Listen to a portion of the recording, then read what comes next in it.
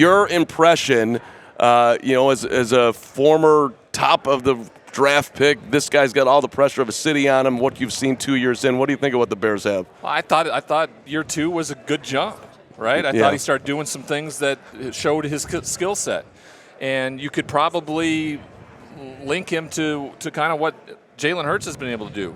Now if he goes and concentrates this offseason and really works on some of the things he needs to in the passing game aspect of things, you add some pieces with the most cap number you have in all of football out there with $100 million. They've already said they're going to try to move the number 1 overall draft pick and get some assets for him. I don't see why anybody wouldn't be as excited if you're a Chicago Bears fan and what you have available to you this year. These guys jump in here, but let me just ask one more. They say that the knock on him is like he doesn't necessarily go through his progressions. He didn't do that in college. Can you learn that over time, or do you have to create an offense around what his skill set is right now? You got to create an offense around it, but you also, for him, what was he really good at this year? Running the football. Yeah. Right? So that gave them the best chance to win football games this year. Him from the pocket going through his progression was only going to get him most likely hurt earlier in the season, or just negative plays. This is what he needed. He needed some confidence, and he needed people to kind of get off his back a little bit about what he could be capable of, because what we saw him accomplish, people weren't quick to go. I mean, just before the season started, people were going to say, Justin Fields isn't the answer in Chicago, right? I do think there's been a shift in the mindset after what we saw from him this year. No doubt. So to tie this a little bit into the Eagles, who the Bears played late in the year, and I think the one obvious difference, obviously, the offensive line that Philadelphia has is incredibly better. But what the Bears did this year with Fields was similar to what the Eagles did with Jalen Hurts a year ago, where like kind of mid-season they shifted the offense to his strengths, and then it seemed like Hurts this year took, amazing strides more in the passing game. So, I mean, is that a model you could see Justin Fields, the Bears, trying to follow next year when they try to get more out of the passing game? Incredibly so. And also they have a chance to most likely go out and maybe find a wide receiver in a trade because of all the assets they have using that number 1 overall choice. So the blueprint for Philadelphia could be very comparable. And if you're a Chicago Bears fan, and you look at Philadelphia 2 years ago when they won 4 games, right? There's a blueprint there in terms of what you do and how quickly you can turn it around. They have an athletic, they have a quarterback. Now, will he take the offseason? What's been so great about the likes of Tom Brady and Jalen Hurts in this scenario? Guys that are really good, Jalen got to the playoffs a year ago. Tom Brady's won Super Bowl after Super Bowl. They pick one thing every offseason, and they go work at it.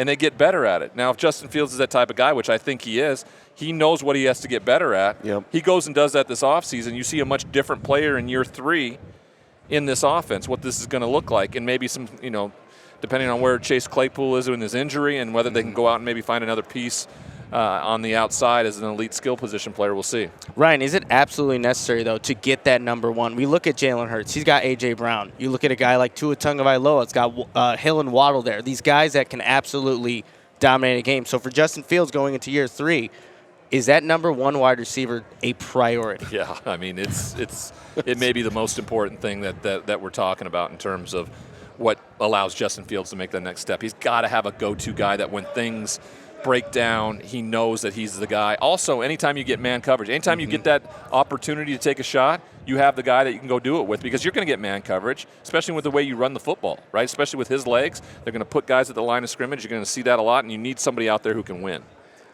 We appreciate you walking over here. We know you have a schedule, and we kind of did this on the fly. Thank you so much. He has to go? No, I don't know if he has to go, but I just want to make sure, because we don't have the info going into this. So who are you working with this week? What are you working on while you're here? Because I want to make sure we get that in here.